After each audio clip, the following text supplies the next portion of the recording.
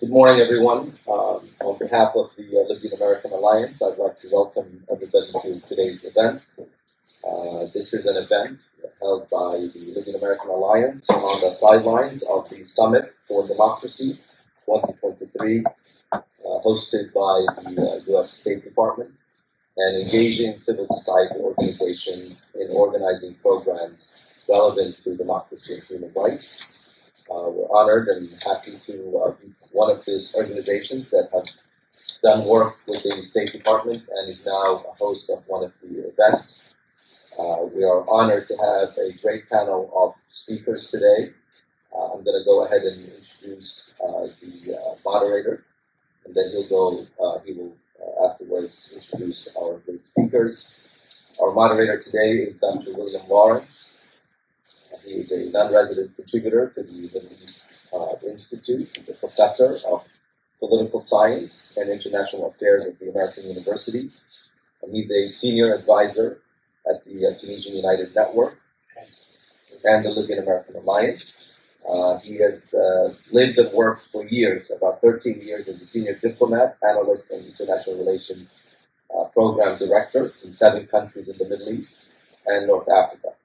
He is a former State Department Libyan desk officer and served as a senior Foreign Service officer in Tripoli, where he helped negotiate the first U.S.-Libya bilateral agreement in decades. Previously, Dr. Lawrence also served as the North Africa director at the International Crisis Group. We're honored to have him with us as not only as a consultant, but also as a moderator for this session. And he'll go ahead and introduce the topic as well as the other speakers. Thank you, Sam. So we're honored yesterday and today as the Tunisian United Network and as Libyan American Alliance to host 2 of the unofficial side events for the Summit for Democracy. Yes, for those keeping score, yesterday was Partners for Democracy. Today is officially day 0 of the conference, and it's we have a plenary day, a thematic day, and a co-host day. I know that the president is in North Carolina today, so I'm assuming President Biden will be speaking on Wednesday or Thursday, although I don't know exactly when that will be. But if you look at the Partners for Democracy website, and there's other websites, you can see all the side events for the conference. And this is the second Summit for Democracy since they began with the Biden administration. The purpose of this event is to for our speakers to discuss their experience working on ensuring justice and accountability for grave crimes, and we'll also explore the legal means to do so from the UN ICC to the U.S. court system. Our first speaker is Ambassador Stephen Rapp. He's the former ambassador at large to the Department of State's Office of Global Criminal Justice, an office that Libyan American Alliance works with quite closely. He's a senior visiting fellow of practice with the Lavaknik Schools Institute for Ethics Law and Conflicts Program on International Peace and Security. He also currently serves as Distinguished Fellow at the United States Holocaust Memorial Museum Center for Prevention of Genocide and as Chair of the Commission for International Justice and Accountability. He served in the State Department position I mentioned from 2009 to 2015. From 2007 to 2009, Ambassador Rapp was the chief prosecutor of the Special Court for Sierra Leone, where he led the prosecution of former Liberian President Charles Taylor, a prosecution which has influenced the American Alliance's legal efforts against General Haftar here in Washington, D.C. and in Virginia. From 2001 to 2007, he served as senior trial attorney and chief of prosecutions at the United Nations International Criminal Tribunal for Rwanda. We're honored to have you here today, Mr. Ambassador, and we look forward to hearing your thoughts. Okay. Well, thank you very much, Dr. Lawrence. It's great to be here with my friends to talk about the issue of accountability and justice, and to talk specifically about Libya, the serious violations that have been committed there against the Libyan people, violations and abuses, and really the absolute necessity of accountability if there's going to be genuine peace for the future safety and security and development of the Libyan nation and its citizens. Of course, as the Summit for Democracy gets underway, the whole world is focused on the war in Ukraine. and the tremendous war crimes and crimes against humanity being committed there as part of the execution of the crime of aggression, the full-scale invasion of Ukraine beginning on 24 February of last year. And of course, violations, according to all the documentation, overwhelmingly on the Russian side. I just flew back last night from Warsaw, got back actually this morning because of a misconnection, meeting, working with civil society representatives who are documenting the crimes, which I've done, in this case in Poland, but many times before in Ukraine itself since the conflict began. And we've had such massive violations of international humanitarian and criminal law. And of course, in this situation, we now have a high-level arrest warrant from the International Criminal Court, which has jurisdiction by reason of Ukraine having granted it to the ICC, and that being territorial jurisdiction, which if you commit a crime on the territory of another country, you follow their law, not your law. Ukraine has decided that the ICC can prosecute the most serious violations, and so it does have jurisdiction. Of course, it's indicted Vladimir Putin and Belova, and other cases will, I hope, happen soon. The question, of course, everyone asks, and I think most of us were enormously shocked by the invasion. I mean, the preparations for it, I guess we began to believe it, but it was so remarkable to see this happening in Europe, in plain sight, and all the crimes that went with it. And I think it can only be explained with by the fact that Russia and Vladimir Putin they get away with it. An expectation of impunity, no possibility of being held to account. The winner would decide, peace would be made, a deal would be made, no reparations paid, territory stolen and occupied and potentially exploited, borders redrawn without consequences. And that, I think, raises the issue for a person like myself who spent a lot of time at the Rwanda Tribunal prosecuting those responsible for the Rwanda genocide, and then it's the chief prosecutor of the Special Court for Sierra Leone created by the UN in the country of Sierra Leone to prosecute those responsible for the horrible crimes that happened there during the Civil War. And other courts that we have supported, the United States government, and it's my main job during my 6 years as ambassador at large in the Obama administration, to go out there and to work on achieving justice. And it was basically a project that the United States was kind of present at the creation of after World War II, when we led the efforts to prosecute the Nazis for their atrocities. Famous Robert Jackson left the Supreme Court for a year and did a fantastic job organizing the case and gave that wonderful speech, really the greatest speech that's ever been given in a courtroom at the opening of the Nuremberg trials. We explained the reason for it, because the crimes have been so calculated, they've been so malignant, they've been so devastating that civilization couldn't tolerate them being ignored because it couldn't survive them being repeated.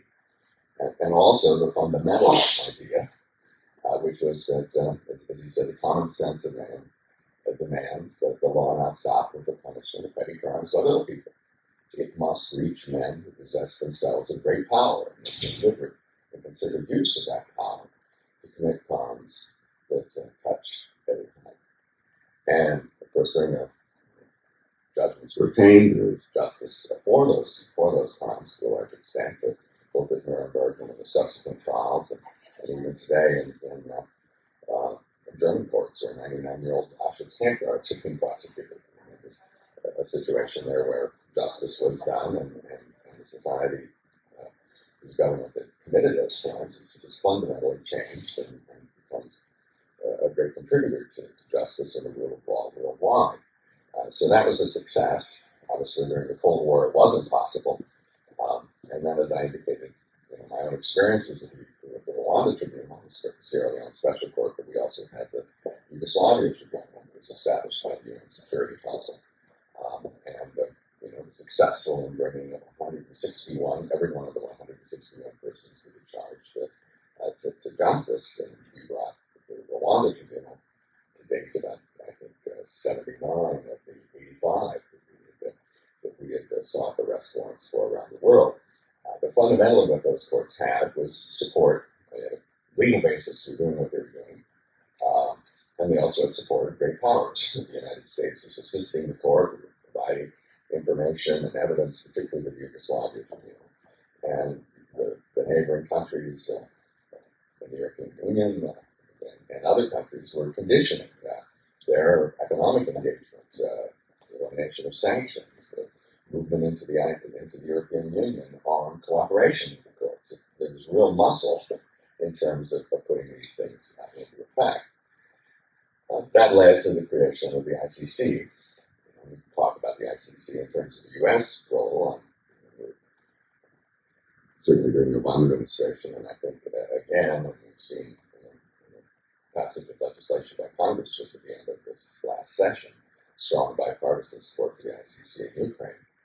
The U.S. is attempted to be a sort of a non-party partner to that court, which has 123 members, but that it was also to be a court that would take cases like the special tribunal for Yugoslavia or Rwanda. The Security Council established those. The Security Council could, operating under Chapter 7 of the UN Charter, could refer cases, and they famously did that, with the United States going along with it during the Bush administration, and eventually strongly supporting it in the case of Darfur and Libya.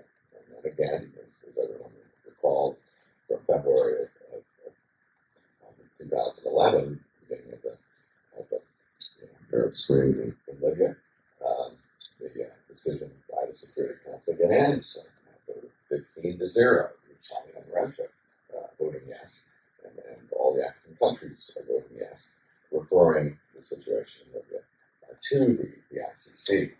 On the other hand, since then, in the Sudan case, there's been one guy that's been brought to justice, and he's someone who surrendered to the court, who fell out of the regime and escaped through South Sudan and the Central African Republic, where he surrendered to the court, and he wasn't a government official. He was someone allegedly associated with the Janjaweed, and he's now finally on trial for those crimes 20 years after their alleged commission. Of course, in Libya, we have none. And even, obviously, in a moment, Gaddafi killed during conflict, but others haven't been brought to justice at the ICC. I remember engaging intensively with the prosecutor on the Tahami Mohammed Khaled case, which the prosecutor told me in 2013 that she had an arrest warrant for him that was under seal, and he was being essentially secreted with the assistance of the Egyptian government. And I attempted to engage with the Egyptian government at my level, and that was unsuccessful. They were unwilling to even meet with anyone from the ICC or with her.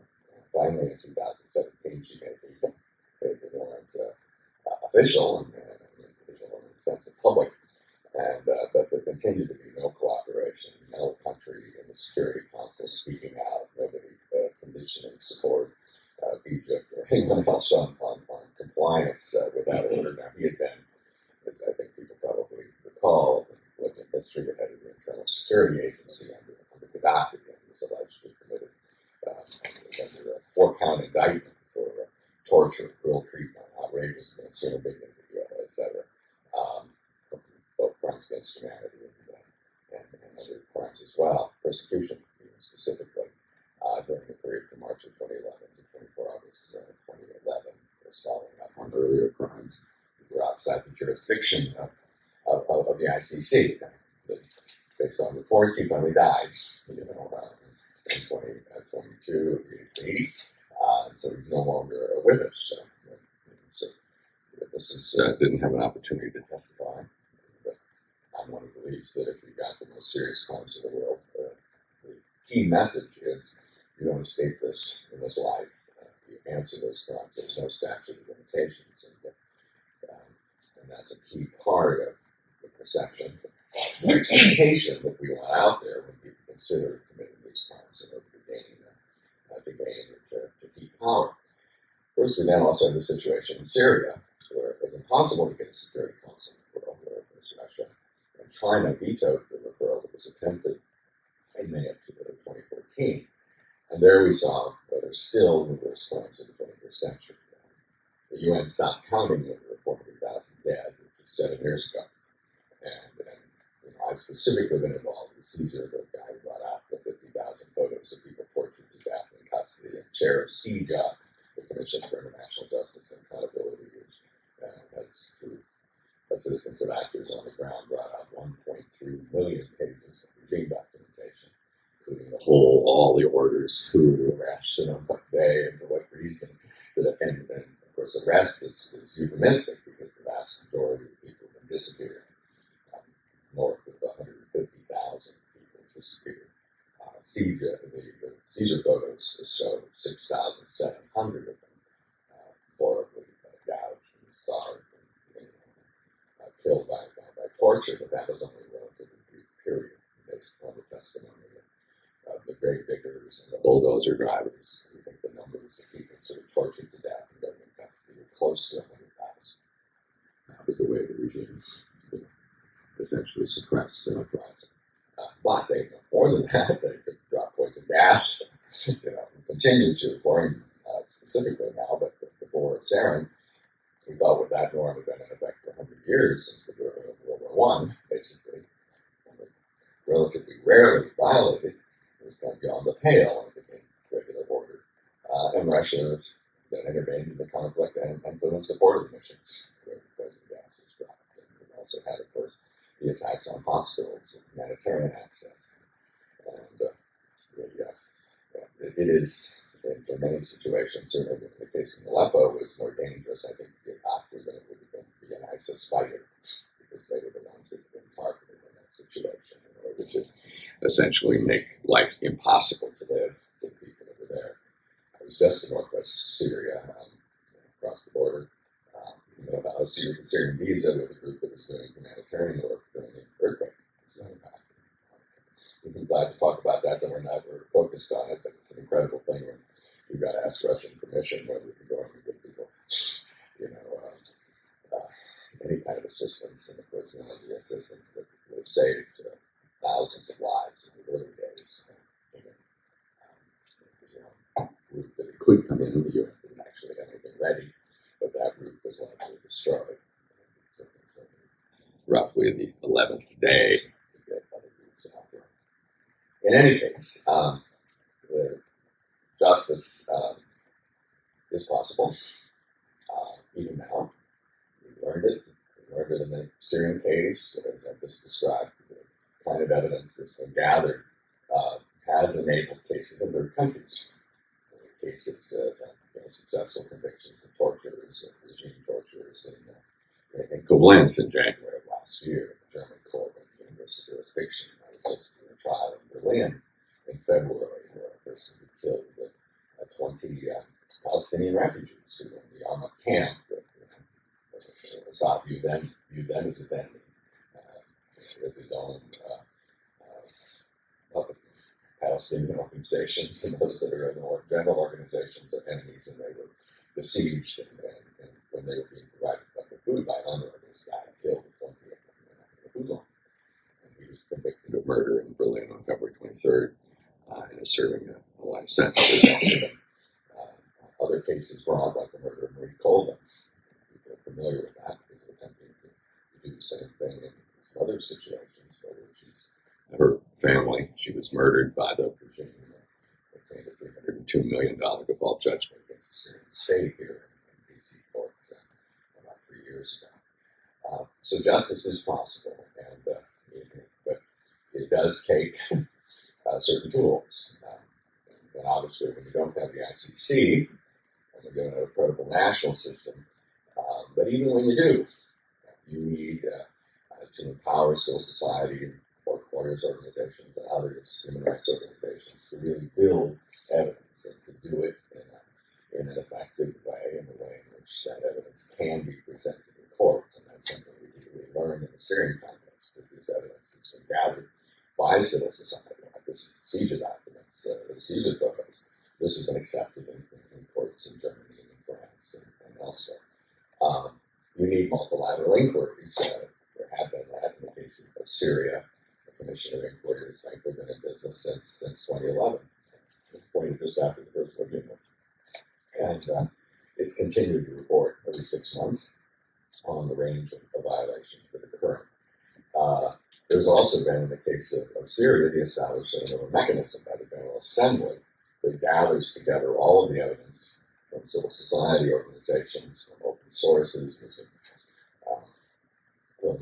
tools from the International Commission, and then actually serves as kind of a prosecutor in exile, building cases that can be brought in various countries. And victims file in cases, then it responds to those victims in terms of providing the evidence that's available there. Now, in Ukraine, we've got a similar situation, but obviously one in which we've got some advantages, even while this horrible war goes on. One, we've got ICC jurisdiction, and these arrest warrants that I just described.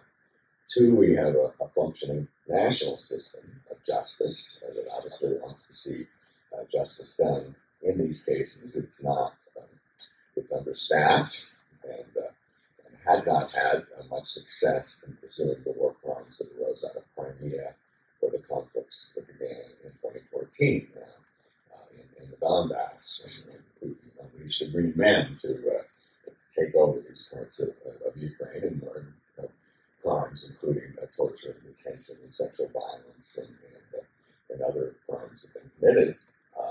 They haven't been able to deal with that as effectively as they should. And now, however, there is an immense effort by the international community. I've just agreed with Merrick Garland, with my successor, Dr. Ben Scott, the ambassador at large for global justice, and actors from all over the world. Zelensky was there, and the prosecutor general, and the government, etc., the United for Justice Conference on March 3rd or 5th, earlier this month. And I mean, it was quite impressive seeing the different ways in which the international community is cooperating largely to assist the one, civil society, and two, the national police, both the national police and the security police, as well as specifically the prosecutor general's office. There's a program run here out of Georgetown, headed by my predecessor, Ambassador Clint Williamson, that's leading the atrocity crimes advisory group.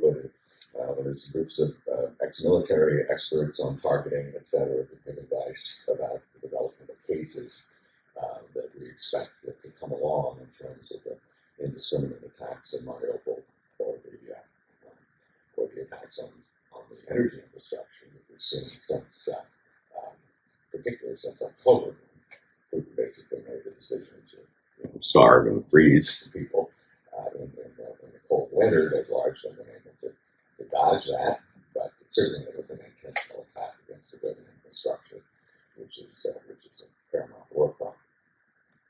Now we get to the situation, circling back to where we are in Libya and the possibilities there. As I pointed out, we do have the ICC with jurisdiction. We still have a couple of excellent arrest warrants that haven't been answered. For some of one of the better cases they brought was the Al-Wali case, which people are familiar with, which was developed by actually without access to the scene, but entirely by social media posting, with an example of how cases can be investigated. Of course, he's no longer with us. He would have been a lot happier in The Hague with court-appointed counsel representing him at 3 square meals a day, but died in the ongoing conflict. But the ICC prosecutor has jurisdiction of the case and the ability to build further cases, because it is still viewed by the prosecutor and by the judges as part and parcel of the same conflict that began in 2011. Other situations, like Central African Republic, they thought they needed a second authorization because the situation had changed entirely. Here it hadn't. So it is a situation with ICC jurisdiction. But the fundamental point here is that that investigation has not had substantial state support. As I described earlier, when we had the Yugoslavia and Rwanda tribunals and the Sierra Leone Special Court, it wasn't just a question of having a warrant of arrest. What's that word? Maybe legally solid, but who's going to obey it? The world of states. The court can't arrest anybody. It can only ask states to do the arresting. So you have to have cooperation from states. You have to be able to, the ICC frankly doesn't have even a tracking team of the kind that we had at the Yugoslavia and Rwanda tribunals. And so they have not been effective to a large extent in bringing people to book, though frankly it's largely been the absence of really state support for the arrest warrants and efforts to really condition, particularly in situations where suspects may be in third countries, condition support and relations with those countries on compliance with these international arrest warrants. Then there's the question of the national system. And, I know it's challenging in the context of Libya with the conflict ongoing, and there have been efforts to build that system. It's not been as successful as we would like. I think relating to that, however, is the critical point of the sort of priority that the international actors put on justice, and particularly on justice for these human rights violations, these crimes. I mean, there may be great interest in alien smuggling and things like that that are certainly important crimes that do involve violations of rights and actually crimes against humanity in a serious kind of case. But in terms of actually dealing with those that have committed acts of torture, extrajudicial killing, or sexual violence, that the sort of insistence that those cases be pursued is less than strong. And that goes even to the question of peace negotiations. The State Department often sit with colleagues who say, how can you go to a peace negotiation and sit down with people whose agreement you need and say, well, of course, one of the things we need here is a court that might prosecute you. Will people really sign up on that? Well, frankly, if you don't insist that there be a plan for transitional justice, it doesn't happen. And if you don't have a plan for transitional justice that can be enforced and implemented, your justice is not going to be effective at the end of the day. And we've seen it in sort of conflict after conflict where the solution was we're going to make the warring parties form a government together, and we're going to get people who committed horrible crimes or ministries or positions or power sharing. And we're going to ignore the justice piece because that's just too difficult. Or we're going to take it down the road and say that'll be better, but it's in basket 2 or 3 or whatever. And what happens is crimes continue. And the perception is created that by committing crimes, by organizing a militia and doing awful things, you gain yourself to a ministry, you gain yourself a position. And I've dealt with a whole variety of situations. South Sudan, even Liberia, where we prosecuted Charles Taylor, they never followed up with justice after that. They had, mass killers in the national legislature. Guys, the prisoners said, "Well, I'm not here in court. I only killed 2 people. Those guys in Parliament that killed 2,000." What kind of justice can be built on that kind of messaging? And so I think that there has to be this insistence on transitional justice. Then there, of course, has to be support for efforts that can be made to document the crimes as they are being committed, and to really support groups that do a good job in that space, and like we did in the Syrian context. I mentioned the various organizations there.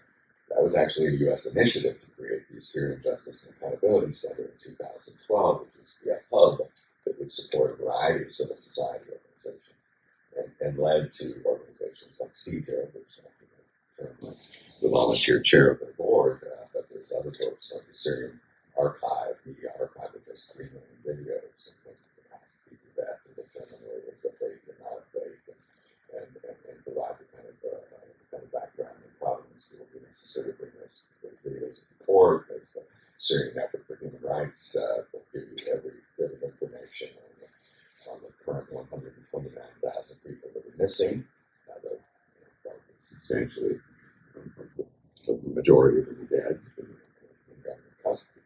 And so, you've got all that great work being done, and you need to continue that, because without that, even with international inquiries, they often don't have access to the places where crimes are happening, even partners on the ground. Then, just in regard to, it is important to maintain, international inquiries. And note, of course, that we have now the issuance this month of the last report of the independent fact-finding mission on Libya. I'm sure you probably saw the headlines this morning. And one of the commissioners is speaking to that report. I was in Geneva last week to hear several of these reports, and my good friends that are part of the mission that's been operating from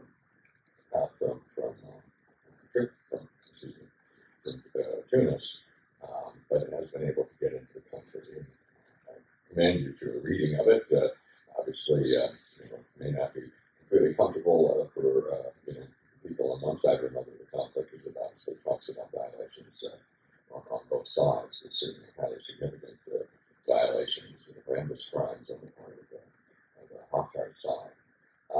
What's amazing about this one is that, of course, in Libya we had two mandates early on, commissions of inquiry, chaired by my good friend, the Egyptian American late Sharif Aziouni, the next one chaired by the guy who was previously the ICC first president and judge, Billy Kirch. Those stopped reporting in 2012. There was later in 2016 one short inquiry under the High Commissioner for Human Rights, also ran out of Tunis. Then 3 years ago, a new fact-finding mission was established. It took more than a year to stand it up because of a hiring freeze and an inadequate budget.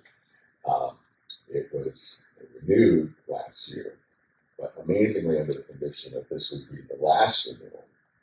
And I've never seen it happen before, because it's not like this is, the Holocaust is over and we don't need a new inquiry commission. The plans continue. They'll continue next month, the following month, and this mandate ends on Friday. And interestingly, the commission, in its among its recommendations at the top, states the practices and patterns of gross violations continued unabated, and there is little evidence that meaningful steps are being taken to reverse this troubling trajectory and bring recourse to victims. The mission calls on the Human Rights Council to establish a sufficiently resourced, independent, international investigative mechanism. The mission also calls on the Office of the High Commissioner of Human Rights to establish a distinct and autonomous mechanism with an ongoing mandate to monitor and report on gross violations of human rights in Libya, with a view to supporting Libyan reconciliation efforts and assisting Libyan authorities to achieve transitional justice and accountability. That's Brian Dark. Obviously, the Human Rights Council has made the decision that this is going out of business, and they're not going to take this step. So that's the unfortunate aspect on this in terms of the priority that this situation has in the international community. It's one of the reasons that one of my biggest causes is to establish a permanent global mechanism that can pick up the mandates of each of these inquiries particularly as they end their work, and continue then to consolidate the information that was gathered, and consolidate as well and to work with civil society organizations as in Syria and Myanmar mechanisms, for Myanmar too, to build evidence, and then to work then to bring this to bear in what we hope is future transitional justice in the country, and then to respond to the ICC for their request for information, and to respond to third country cases, and to help develop the evidence for those as well. But creating, after we've done it for Syria and Myanmar, we've also, there's also done it for ISIS grounds in Iraq. There is no willingness to create new one-off mechanisms that things look like too much of a proliferation. So the answer is, let's create a global one. But it would not be, it's a political process. States don't want everything investigated everywhere all the time. It would have to be a situation where they had provided, and then they were essentially transferring that mandate, completing that mandate in this mechanism. Trying to build support. We've got several countries that have supported it so far, but we have enormous value in the Libyan context. So all I can say is this is a sort of a classic example of human rights violations and crimes occurring in one place getting a lot less attention than in others. And it is incumbent then on states, I think, and those that support human rights and want to see a world where these rights are protected, and which is inherently a world that is more stable and less likely to result in horrendous conflict, and that we need to, in this context of talking about democracies, that is a key expectation. Fortunately, we've seen some positive movements in that direction, and hopefully this sort of wake-up call of Ukraine, crimes being committed with impunity, as far as everyone to gather around and say we have to do something, and to do, I think, much more effective things. That lesson needs to be sort of learned and followed in other situations as appropriate to provide the support that people need. Understanding, of course, that all situations are different, and fundamentally the best solution is for the country itself to go through a transition and to do this themselves, and for it not to be an external process. But in the absence of political will or capacity at the national level to accomplish these things, then I think the international community has an absolute responsibility and a need to be involved. So thank you, Greg. Thank you, Ambassador Rapp, for a whirlwind, a global whirlwind tour of the topic today. And I have at least 10 questions already, but I'm going to ask myself and the audience to hold off on questions and discussion until we hear from our next speaker. But before that, let me just ask one clarifying question. When you say 161 people were brought to justice, I think that was the Yugoslavian case, and 79 of Rwanda. Are those all convictions, or some of those people exonerated? No, some of those people were exonerated. Yeah. I'm just saying that each were brought to court. In both courts, there was about, like at Nuremberg, about a 15% acquittal rate. Okay, so, and let me also say that our third speaker, Ambassador Keith Harper, has called in sick. If I said anything more, I think I'm violating him. But we wish him well, and hope to be hearing from him soon at a future event organized by the Libyan American Alliance. Let me turn to Tanya Munson. She's the legal associate at the Libyan American Alliance. She holds a BA in economics and psychology from Binghamton University in New York and a JD from the Columbus School of Law at Catholic University of America in Washington, D.C. Focusing on human rights and national security law, Tanya has worked in the Office of Military Commissions in the Department of Defense on matters relating to the trials of high-value detainees at Guantanamo Bay. Tanya also worked in the Civil Division and Environment and Natural Resource Division of the Department of Justice and as a legal education author. Tanya, the floor is yours. Well, thank you. I'm sure you're all very humbled to be on a panel with myself. But no, seriously, it's very humbling to follow up Ambassador Rapp, and I feel like there's a little bit of pressure now, but I'm not even gonna try to follow that up. But what I am gonna do is talk about some domestic laws that we're able to use to bring human rights violators to justice. And so, in contrast to the global perspective, these are laws that can be used, and a passport's not required to kind of advocate for victims' rights. The first law that I'm going to talk about is the Torture Victims Protection Act, and this was passed in 1991. And it expands and reinforces the United States obligations under the United Nations Charter, as well as expands on the scope of the Anti-Tort Statute. And so what this law is it provides individuals that have alleged foreign officials of committing torture or extrajudicial killings an opportunity to bring suit against them in United States courts. And this means that people that are citizens and people who are not U.S. citizens have the opportunity to bring civil suit in the United States against people that are not associated with the United States. And a special caveat for this law is that the individuals have to have exhausted all adequate and available legal remedies in the country where this offense is alleged to have taken place. And so this means that the people that are bringing these suits in the United States don't have the opportunity to seek justice in these countries where these horrible crimes have occurred.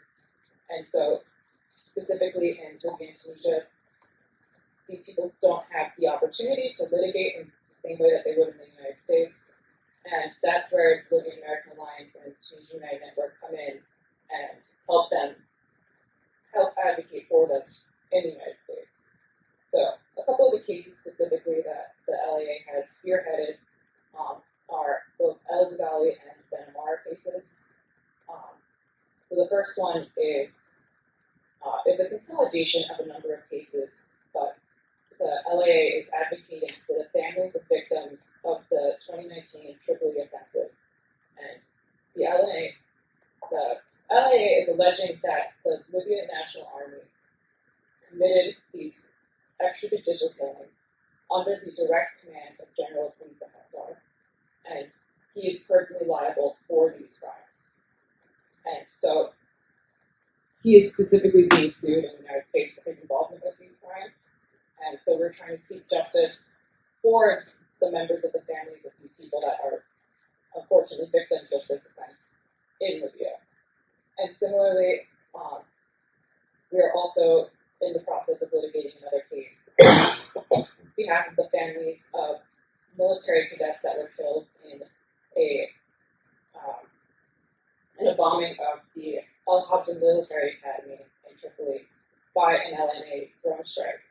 And so, on behalf of the families of these victims, we're also alleging that Haftar was personally liable because he had the direct command and control authority over the LNA. And so these two cases are both pending litigation, and so they're still to be determined, but they are great examples of how we can advocate for people abroad domestically. And the TUN has done a similar advocacy in another court case. And this was filed in December of 2022. And in this case, the TUN is alleging that the officials, two officials of the government of President Kais Saied are personally liable for the torture and abduction-style detention of Noureddin Bahidi and the extrajudicial killing of Ridi Bouzayan. And this case alleges that the Interior Minister and the Presidential Security Director General, so now former Minister of Interior Sharfuddin, and the Secretary General Bengawi. And this case emphasizes that these are not just isolated incidents, but they're part of a pattern of systemic human rights abuses and violations. And that these are not the only two individuals that have suffered, but there is a long line of people who have endured similar abuses, and that it is important to bring attention to them. And in all the cases, it is a very vital part of advocacy for these victims, and it's providing a spotlight on these crimes. And while these are not the only incidents, it is bringing them to light on a national stage. And so people that were not aware of them now are forced to, well, not forced to, but they are brought to attention, and that there are these human rights violations occurring abroad that they might not have been aware of. And it's naming these individuals that are perpetrating the offenses directly. And it's important that not only people in the United States, but other countries as well are able to see what is being done here, and that these people are being held accountable, and that there are repercussions for these violations, and that the United States will be enforcing them and bringing justice for these families. And so another law that our organization views is the Global Magnitsky Act, and this is to impose sanctions on is to impose sanctions on foreign persons who are responsible for gross violations of internationally recognized human rights laws. And so, internationally recognized human rights laws is a broad and very encompassing scope of violations. So this is all sorts of flagrant denials of the basic right to life, liberty, and security of persons. And this includes such things as torture and clandestine detentions and things of that nature. And these sanctions are ways that the United States is able to directly punish these individuals by imposing travel bans as well as freezing and assets within the country. So those who are imposed sanctions against aren't allowed to come to the United States, which could be a very significant privilege that is revoked from these people. So it is imposing these punishments on individuals who may not be globally recognized, but they're complicit in the perpetuation of these offenses. And so if they're directly named and they're directly punished, it is much more likely that they will think twice about maintaining their role in the governments that are committing these consistent human rights violations. And so TUN in this last December submitted a report to the Department of State as well as the Department of Treasury, putting forth evidence that the government of Tunisia, under President Kais Saied, has been committing these human rights violations, these gross violations of internationally recognized, like, just all sorts of laws and crimes committed against a just uncountable number of civilians and individuals within Tunisia. And so this report names several officials, current and former, of the Tunisian government, and it, as well as the cases that were filed, emphasizes the systemic and perpetuating pattern of human rights offenses committed in Tunisia.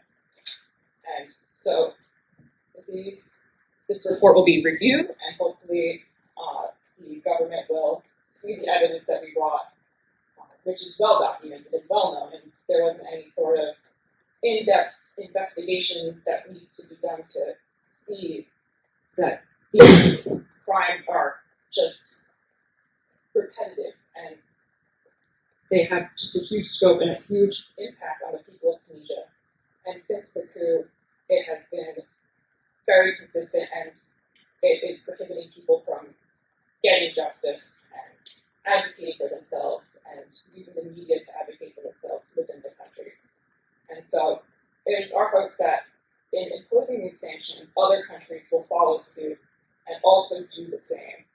And so that brings me to a recent filing in the United Kingdom for Rodney Dixon, a barrister in the United Kingdom, brought a suit also against officials of the Tunisian government on behalf of the family of Saïd Berdani.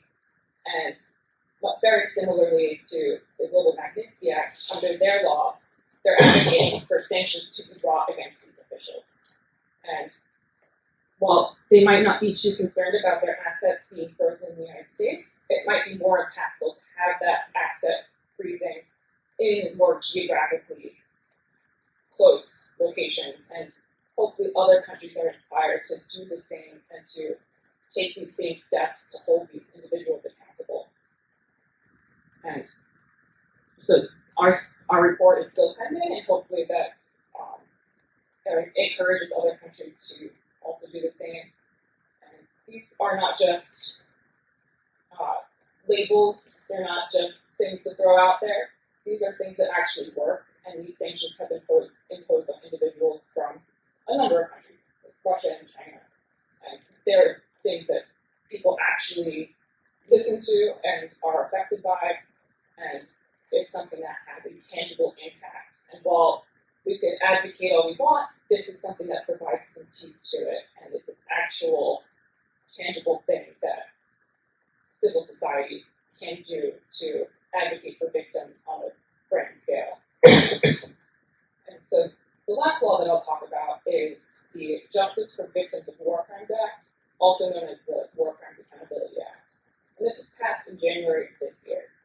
And what this law does, it elaborates on the War Crimes Act of 1996. Now, what the War Crimes Act of 1996 did is that it provided individuals the opportunity to bring suit against foreign individuals that they alleged have committed war crimes against them. And so that allowed people to sue individuals from different countries, but the caveat to that was that a United States national or service person had to be involved as either a victim or a perpetrator. What the Justice for Victims of War Crimes Act does is expands U.S. jurisdiction, and it subjects a much greater pool of people to jurisdiction in the United States courts because it eliminates the requirement that a United States national has to be involved. It provides that a alleged perpetrator of these crimes, if they're in the United States, they can be subject to prosecution in the United States courts.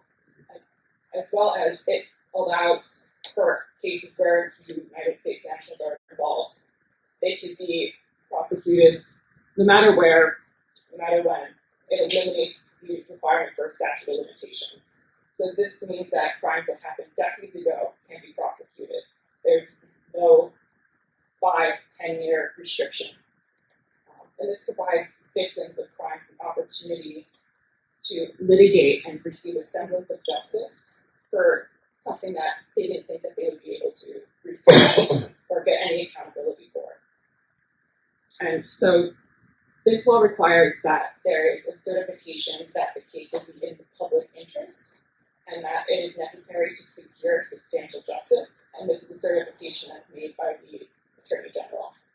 And this means that any cases that will be brought under this law will be in the public interest and that they will be something that everyone will benefit from by holding these people accountable and holding people that they thought have gotten away with things accountable. And it also eliminates the possibility that the United States becomes any form of safe haven for war criminals. No longer can people think that, something that a war crime that they committed 20 years ago, they could get to the United States and have no problems. It's not a thing, but that is something that I think will be very useful in the future. And since that's a recent law, there's not much litigation that's happened with it yet, but it's inspiring for the fact that the United States is taking a progressive stance on holding perpetrators of war crimes and other crimes against humanity accountable, and making sure that on the global scale, everyone knows that the United States does not tolerate these offenses and abuses and commissions of crimes.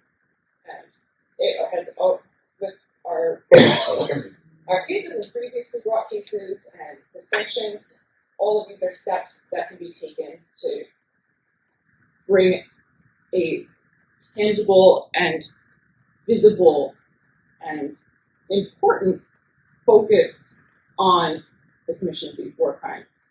And in places like Libya and Tunisia, where individuals can't get justice, they still have the opportunity to do so, and they know that people will be advocating for them. And that's all I have. Thank you, Tanya, for your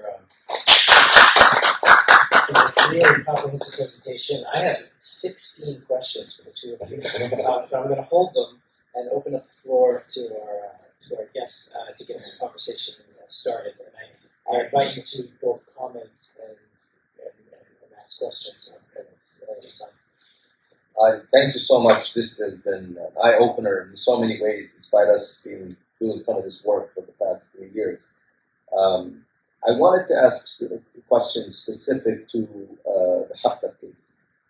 Haftar is a warlord in Libya. He's been involved in destabilizing the country. He's a U.S. citizen, and he's committed egregious crimes which have been documented in all the cases that he presented. And so the link between, I understand the laws, of course, as presented, both the international as well as in the U.S.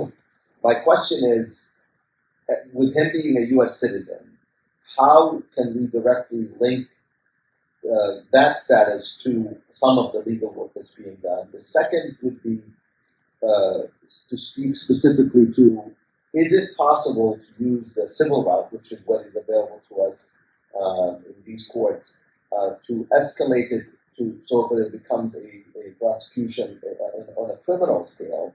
And I understand this has come from the Justice Department, from the Attorney General, but the idea is if an American citizen is held liable for crimes of this magnitude, is there any ways to alert other than just political advocacy and arguably, media pressure and public pressure? Is there venues that potentially can translate this into a criminal investigation? And lastly, how do we challenge the U.S. government in not wanting to put these issues center stage when it comes to trying to achieve stability in the countries? As Ambassador Rapp mentioned, it's been repeated that when we ignore transitional justice, when we ignore issues of justice, this elusive dream of obtaining stability or moving countries forward doesn't happen. All we do is essentially give more strength to those violators to continue to do it from Parliament or from any other positions of power. So it's a mixed reaction. So I'm going to take questions in groups of three. That was 3 questions.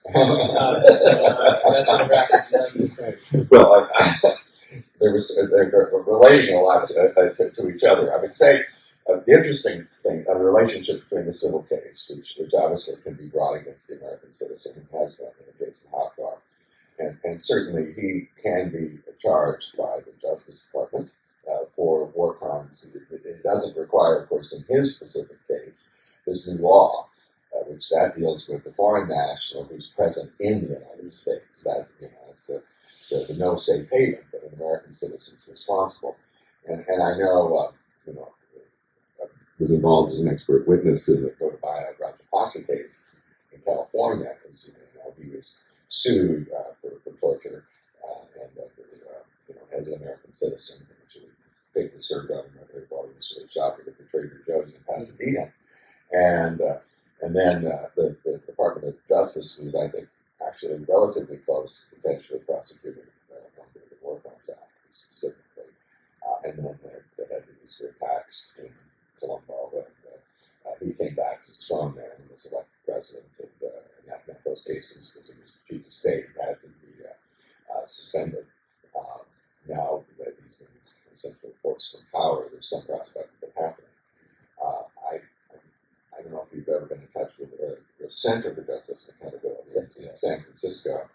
They recently had a case out of Haiti where they were prosecuted, where they had a civil case against a torturer from Haiti that they were pursuing in the United States. And when they won their civil verdict, the next day the Department of Justice charged the guy under U.S. law. Etc. So there can be value to moving in that direction as that evidence comes in, and those agents are sitting listening to the witnesses and seeing how juries relate to it. They can follow up. So I think it is a useful thing to do to develop a strong civil case and to have that kind of follow up specifically. Can you answer all 3 of the questions? No, Reflecting on the other. The other one is if there's any more to the U.S. citizenship, role of Haftar. Does that bring him under any? He's dealt with Wagner, let's say, and Wagner is an organization that is considered designated.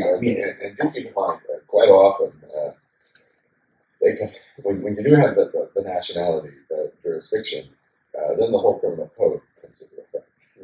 That these crimes committed by American citizens can be prosecuted rather than committed elsewhere, etc. So it's not just the war crimes. There are other laws that can be looked at. And obviousmply, the U.S. has much more experience in some other cases. I'm interested, when we talked about the Magnitsky Act and sanctioning American citizens, something we haven't dealt with specifically, but where I think that can be of enormous value is if people are sanctioned, then anyone that has a dealing with the sanctioned individual, if you put the members of his organization on the sanctions list, then it's a crime for him to materially support that individual.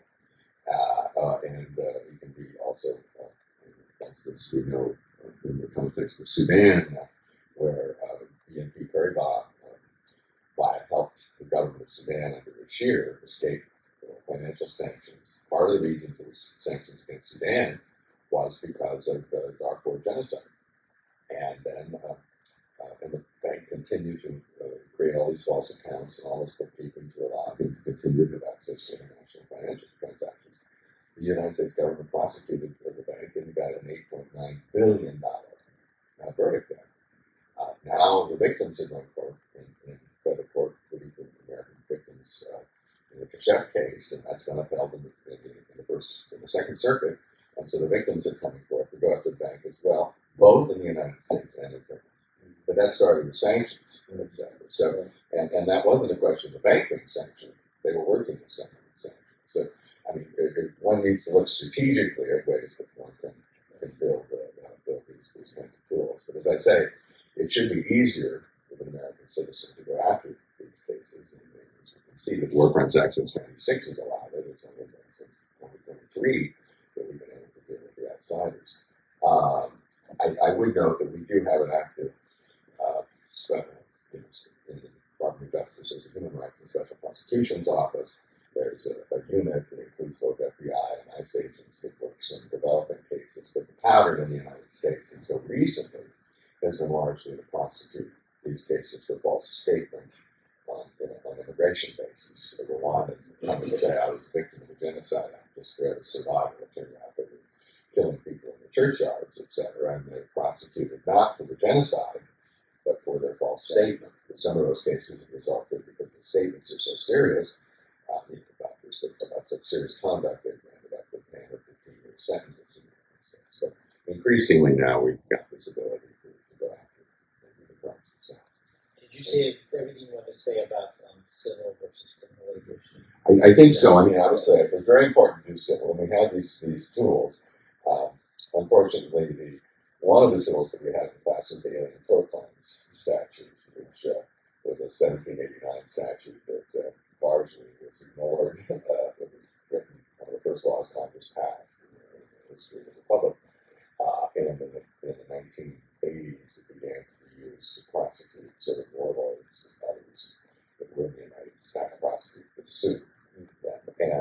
And then people started using it against corporations that were engaged in Kill Belge, against Shell Oil, and others. And eventually the U.S. Supreme Court said, no, there had to be a significant tie to the United States before we could use it in tort claims. But it does permit aliens, non-U.S. citizens, to come into U.S. courts and assert these claims.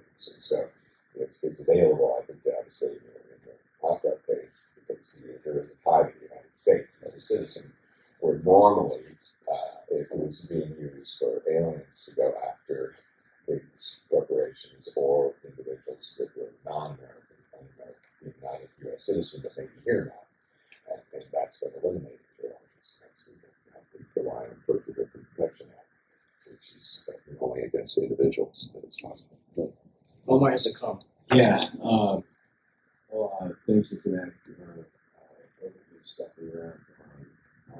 My comment is on the civil society front. I think being in the front lines and documenting war crimes and looking closely at victims that have been affected, I think the civil societies have been extremely valuable for the UN and other agencies of the human rights criminal divisions.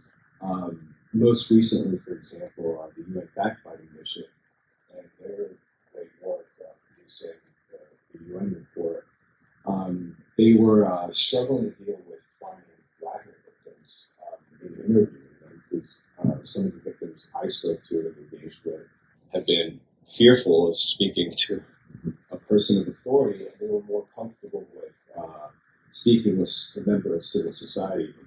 And I actually helped the lead fact-finding mission, Kip Hale, in trying to facilitate interviews for a Wagner victim that made it to the report, where he flew to Tunisia and he was interviewed. And his story was shocking because it was kept sort of hidden in secret. But you hear a story, it's something out of the movie where he was just trying to get the Wagner's father, and he was all of a sudden spotted by the Wagner group, and they followed him to the house. They took his family with him and led him to a big hideout spot with 20 members of the Wagner group, and then they executed his family. He played dead and survived.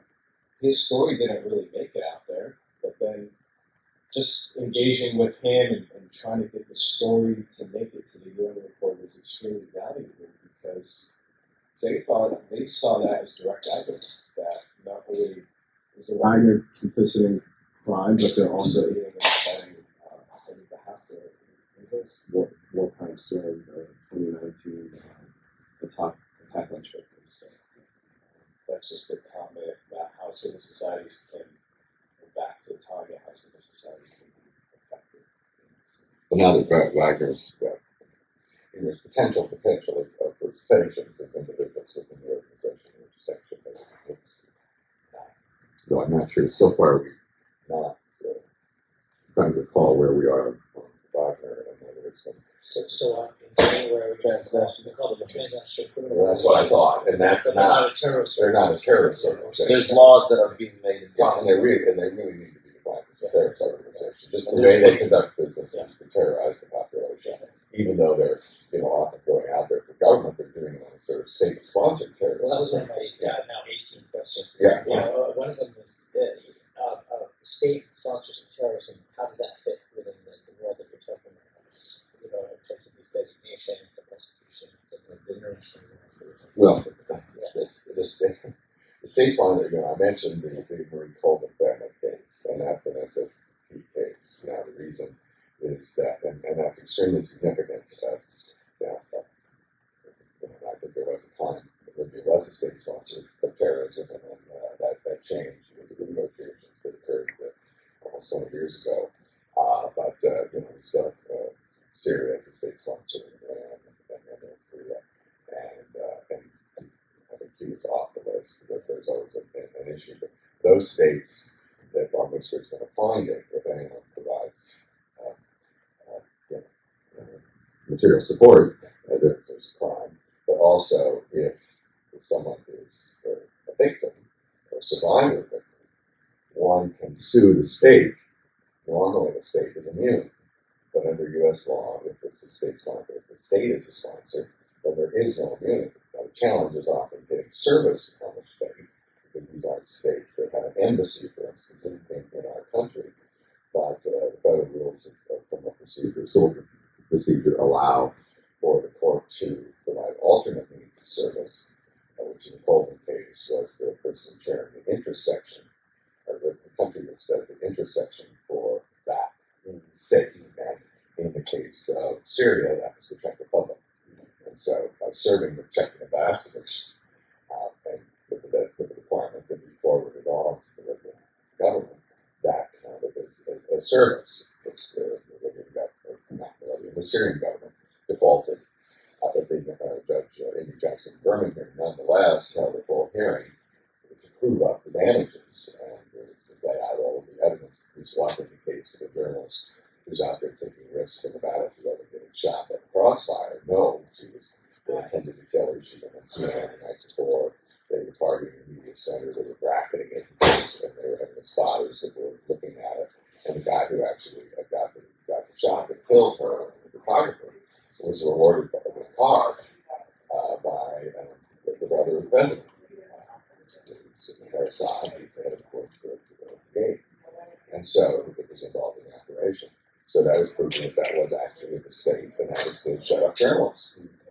And so they got this big judgment. So those kind of cases are potentially available out there. Now, a number of Americans that have been in detention in Syria and elsewhere are now proceeding against the Syrian state using that sort of precedent. Now, of course, unlike the Russians who seized 300 billion of their assets, the Syrians haven't been keeping money in American banks. So these are generally symbolic, except the victims of state-sponsored terrorism get to share in the U.S. agreement fund for such victims, which, of course, among those victims are the 9/11 families, but also the survivors of the embassy in Iran that was taken over by the government implemented by the Republican Guard, etc., in 79 to 81. And so, but there is some possibility of recovery from that fund that was obtained from some of the sanctions cases. So anyway, there are some angles to use. Sticking on Wagner Group for a minute, what about state-sponsored mercenaries in other countries, like a Wagner Group? And also, what about state-sponsored proxy militias in another country? So, Iran backing a group or Russia backing a group. At what point? So, how is it work international law where state sponsors a group in another country and they may then deny that they were not supporting them? So the state's Wagner Group. The Wagner Group shows up more like a state entity of the Ukraine war, but it shows up more like private military contractors in a Central African context, and sort of Libya's in between. So what are your thoughts on that? I mean, it would be interesting to be able to go after it. As a general rule, you can't go after states. Yeah. It's a fairly hard and fast rule, just like, there's no ability to sue some other country for what they've done, unless they're involved in some commercial enterprise or something. But then there's this exception, but that exception really requires a declaration by the president. Potentially Congress, for instance, is called Russia to be called a state-sponsored terrorism. If that were to happen, then Ukrainian victims everywhere could be suing U.S. courts to get their share of the 300 billion. That's one of the ways that reparations could be paid. On the other hand, it wouldn't be the most perfect claims reparations program. Much better that there would be something established under which people can prove up their claims and not just be lucky when they got to court for today. But that's one exception that is there. Congress voted the sense of Congress. But obviously, if you call Russia a state-sponsored terrorism, that has lots of implications. And the State Department's always interested in figuring out how one negotiates, etc. And so we haven't gone there yet. But I do think that the Wagner Group, and it's not just Ukraine. They're engaged heavily in the battlefield and doing some nasty things.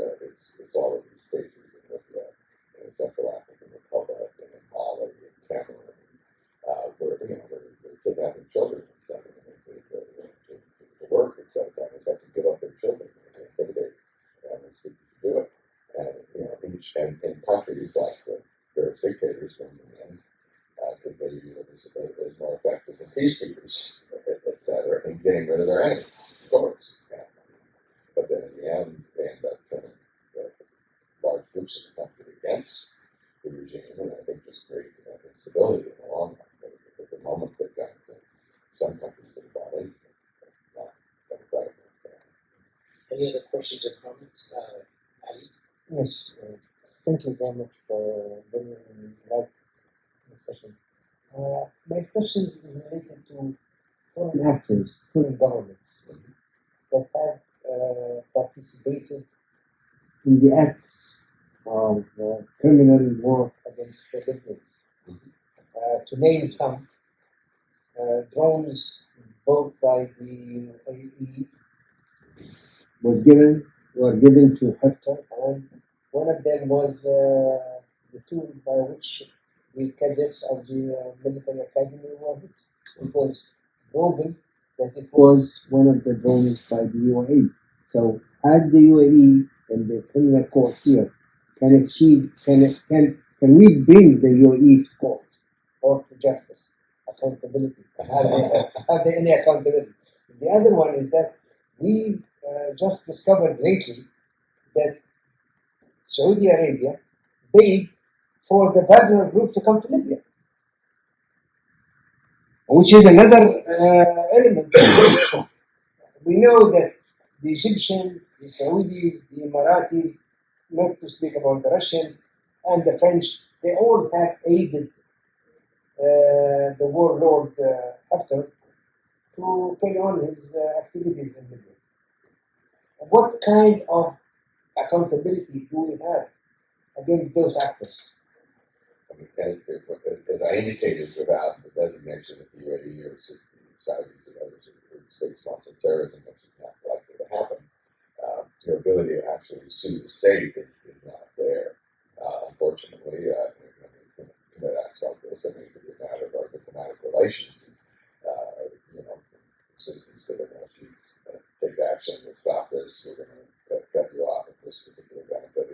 etc. But obviously, it's not something that can go into court. Do keep in mind when we talk about criminal cases, we're always talking about individuals. Or some countries, like ours, we can see persons, legal persons, corporations, who prosecute for crime. So, those situations involve identifying a particular office holder, usually not the chief of state, who you can't go after from another country, but people that are involved in that kind of decision-making process who may be profiting from this, they can be prosecuted. There have been, in the Yemen context, as a matter of fact, cases against the Dassault Aviation Company, etc., by victims of certain ballistics that were provided and weapons that were provided and used in the Civil War. So there's some possibility to go after the companies that are involved in this process. So those cases have been challenging. At least that one case, the case out of Yemen has gone forward has been allowed by their higher courts in Italy. So sometimes there are ways to get it to some extent indirectly. When you really have a state decision, that is, I say, this ability to deal with what's happening abroad in one's own court system is necessarily limited. That's the value of international courts. International courts just give you the ability, the International Criminal Court, to prosecute individuals for these crimes. We have the International Court of Justice for states and sue states, but that has to be on the basis of a specific treaty, like the Genocide Convention, as we've seen in the cases brought by Gambia against Myanmar for genocide, Ukraine against Russia relating to the genocide. It's kind of complicated the way they brought it, but that case will be built in the end. Of course, those cases, and there's cases involving invasions of Congo by Uganda and Rwanda that have resulted in substantial money judgments being ordered. On the other hand, to actually enforce the decision by the International Court of Justice, you have to go to the Security Council to get an order of enforcement, where that can be vetoed by the Russians. So, sometimes many of the victories in the International Court of Justice are more symbolic and important for establishing the rule of law than they are for actually getting a recovery. Would you say, yeah, go ahead.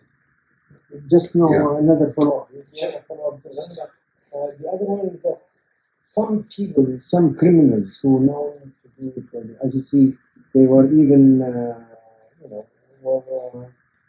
issued subpoena to bring them, were killed inside Libya. Because they could be, a witness against Haftar himself. Yes. The other one is that the perpetrator of the graveyard in Tahrir, one of them is the Kani, was also killed in Benghazi. Which means, in cases like this, where do justice? How can we bring justice for this? For the main culprits. where both witnesses and perpetrators are being executed. Yeah, no, obviously it's an example of trying to deal with lawless spaces. The only, I don't want to exaggerate the benefits of international justice. In cases like Coney, for instance, who's been running around the Central African Republic for 17 years, it's not that the countries in the neighborhood don't want to prosecute him. He just, in ungoverned space, etc. Operations have been launched. He always gets away. We've eventually got his deputy and convicted him of serious crime. So quite often you can't reach these situations. The option, if you really do have a pattern of the perpetrators being picked up, is sealed arrest warrants, and the sort of, and sometimes a negotiated situation. And frankly, we're looking at dealing with some of those situations that are unattributable and others for people, are willing to come out and their families are rewarded for turning them in, etc. I mean, but there are ways that you can try to work the process. We do have a rewards for justice program in the United States. It was expanded to include the SEC in 2013. And coming on the list, we put Bosco Begano on the list. Bosco Begano then his own mentor against rights. Everyone wanted to get the reward. He just stood to our embassy and surrendered. He said, take me to The Hague. We took him to The Hague, etc. So, I mean, we can, there are ways that we can sort of work on this. And these individuals, put in the war, Raleigh, his family would have turned him in on that basis, etc. Maybe the guy was going to shoot him and rather get the reward than shoot him. Who knows? But as I say, we can add those, and my former office makes those designations, and it's allowed by Congress, as long as you give Congress notice that says we've added these individuals. So, and we haven't added anybody since I was there in 2015. So as I say, and they're more useful now. You don't necessarily put a reward on Putin's head on $5 million for information. It's more for your other individual who may be in hiding or something, where you really want somebody to finger him and maybe lure him in or get his family to convince them that it's a good idea they get the reward. And he's comfortable in prison, maybe he's charged. I mean, there are different ways you can work this.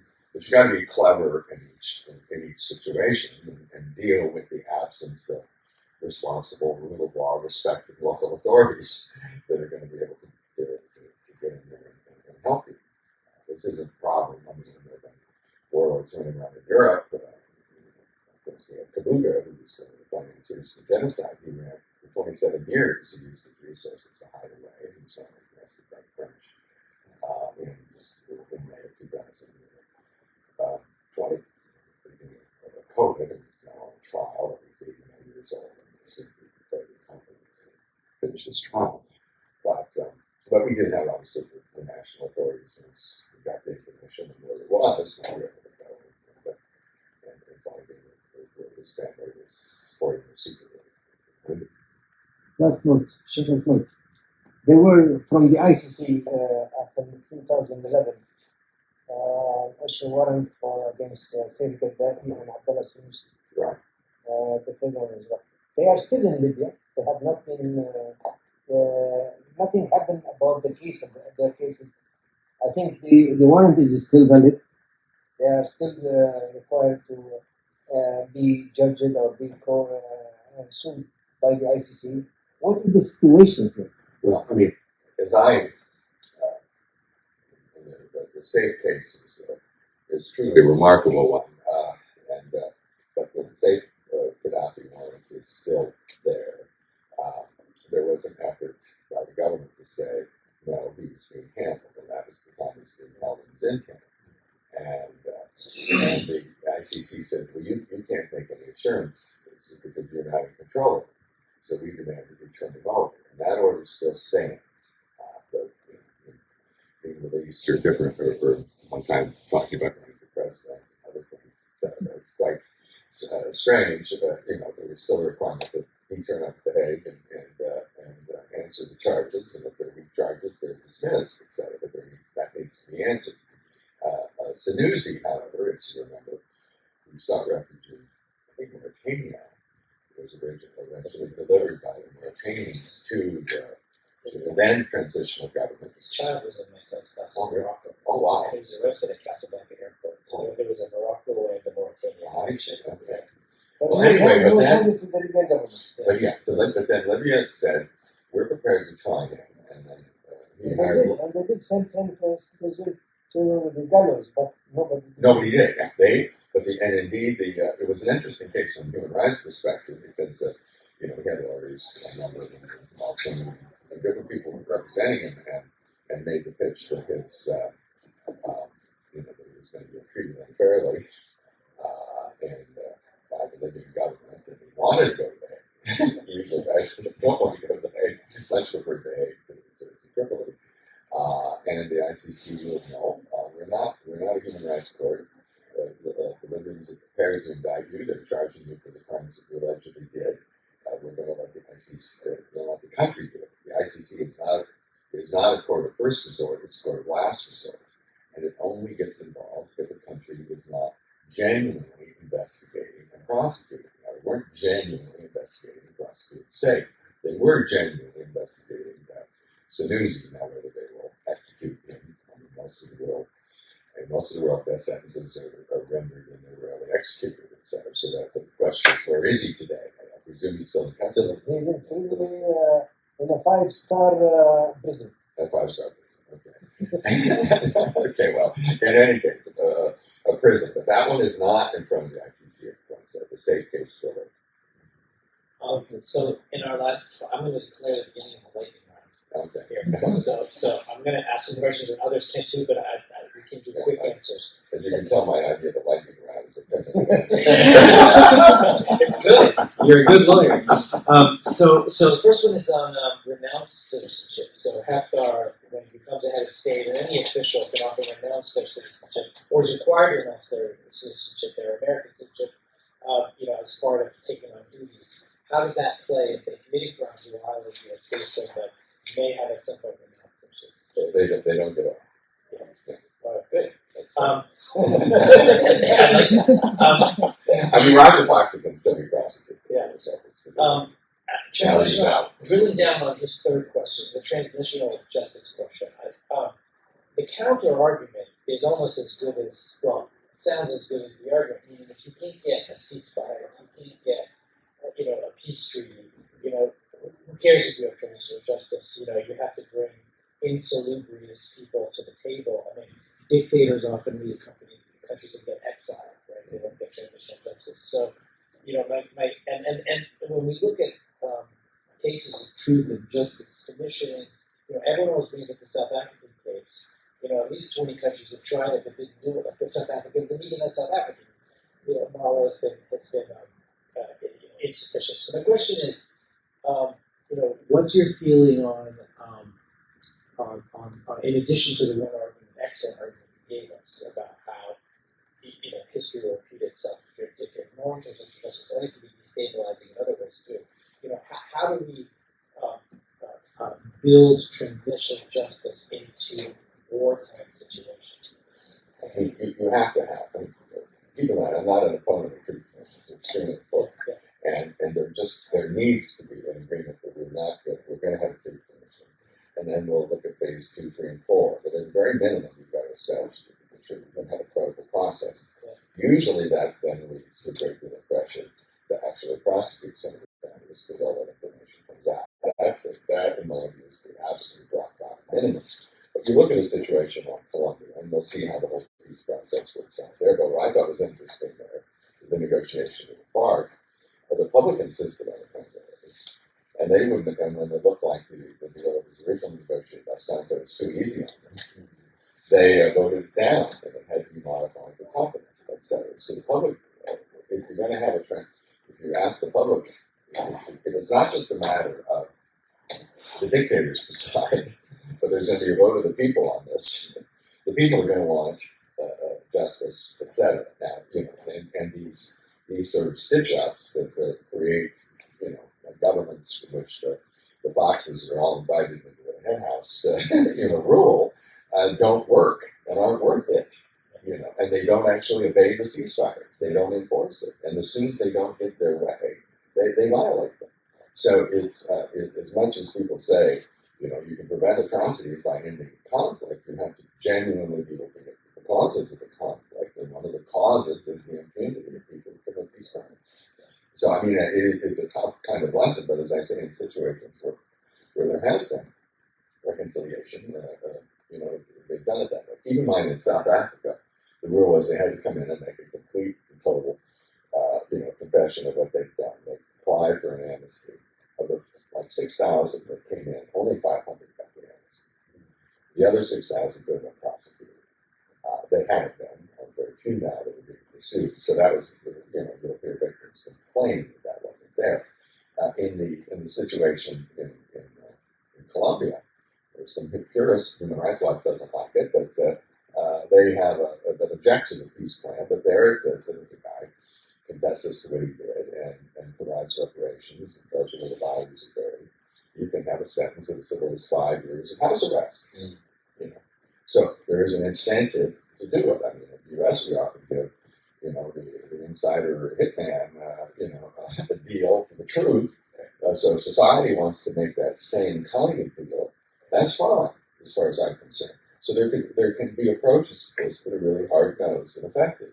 But ignoring it completely and not having, I mean, in those negotiations in Havana with Colombia, there was this third, it was called like the third basket, or, the third agenda item was transitional justice, and it was one of the toughest and hardest ones to deal with, because the FARC leaders thought they were great revolutionaries, and how dare they deserved the statue of the park. They didn't deserve 5 years in house arrest, but they eventually had to do it. So that's the kind of tough negotiation you need. Last question. I was going to ask a broader question about Russia and China, but I'm just going to limit to Russia because you have limited time. But Russia, with their U.S. Great Muslim League, with their recalcitrance and growing impunity, and also encouraging impunity among their allies and proxies, how should we be looking at Russia? Is Russia just a lost cause and a rogue state in the system that we just have to put an edge them out of the UN, just put some motion in that direction, or are the Russians behaving better in other contexts like Southeast Asia or Latin America? How should we be viewing the Russians and their role in everything we're talking about today? It is. They are a permanent member of the UN. The chance of knocking them out of that, the Ukrainian hopes, to the contrary, are not good. The Security Council, as a result, is going to be substantially broken. There used to be a time when the Russians, if it didn't really have anything to do with something that was vital to their interests, they were dealing with Liberian issues or something like that, they didn't care. Then they wouldn't. They get out of the way. Now, if we're on one side, they're actually creating problems, etc. So it's become much more difficult to deal with, and that's part of their strategy. We always have to negotiate. We always have to deal with realities. But I think, and we hope for transition from Russia. We hope for the perception, and I think a lot of Russians, at least those who are well informed, realize that Putin has led them down a very, very dark hole, and they're better off without him in leadership. Somebody else that's not perfect, for heaven's sakes, but that, we hope, and eventually he won't be there forever. And that happens in terms of Ukraine. So, we've got to continue to work, I think, in those areas and to try to accomplish what we can accomplish. But like this Summit for Democracies, it's about coalitions that are committed. It's about other multilateral groupings that we can put together. It's the way we win the votes 141 to 7 in the General Assembly on the invasion of Ukraine, where we go to the Human Rights Council. And it's something I hear about all the time when people say, "Oh, the U.S. has no influence, and they can draw from everywhere in the world." How does 141? How do you get there? Yeah.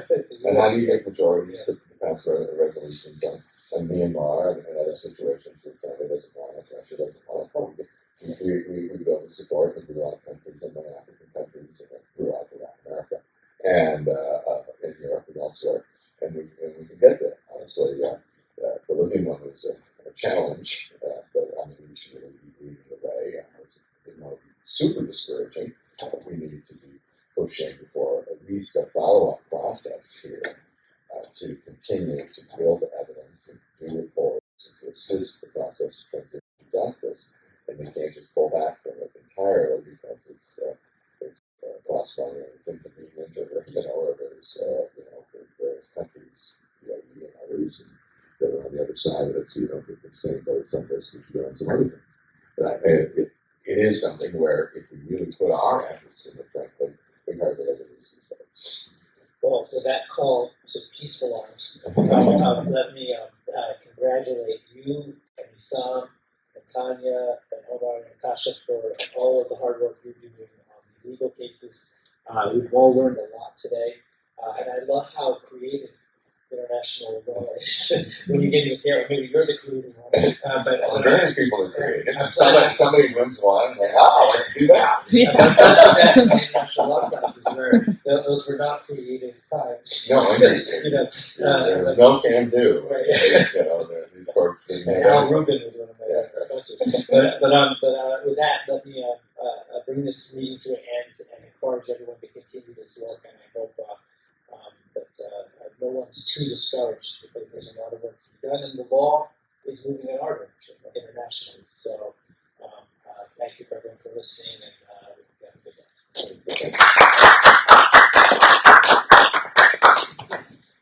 You know, one thing we didn't talk about as much, but in this bag area, I want to involve Tanya in this discussion as well. So I recently got contacted by folks who are